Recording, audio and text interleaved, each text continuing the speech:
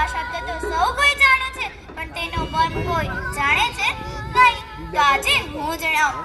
પિતા એ જેમ મકાનને ટકાવી રાખવા માટે મજબૂત પાયાની જરૂર પડે છે, તે જ પ્રમાણે એક સુંદર પરિવારને ટકાવી રાખવા માટે એક પિતાની જરૂર પડે છે. પિતાની હાજરી સૂરજ જેવી હોય છે. શું? પિતાની હાજરી સૂરજ જેવી હોય છે. સૂરજ ગરમ જરૂર થાય છે, પણ તે ના હોય ને તો અંધકાર છવાઈ જાય છે. તે ના હોય ને તો અંધકાર છવાઈ જાય છે.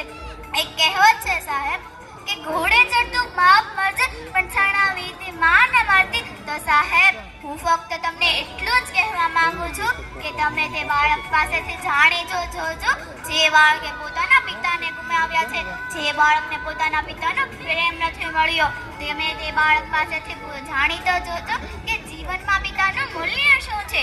એક વાત છે સાહેબ, જ્યારે તું નાનો હતો, પાપા પગલી ભરતો હતો, ચાલતા ચાલતા પડી જતો, ત્યારે મનમાં એક જ વિચાર આવતો કે પપ્પા છે ને, જ્યારે તું મોટો થયો, કોલેજ જતો, મોજ મસ્તી કરતો, કે ઊંચણ અનુભવતી, ત્યારે મનમાં એક જ વિચાર આવતો કે પપ્પા છે ને.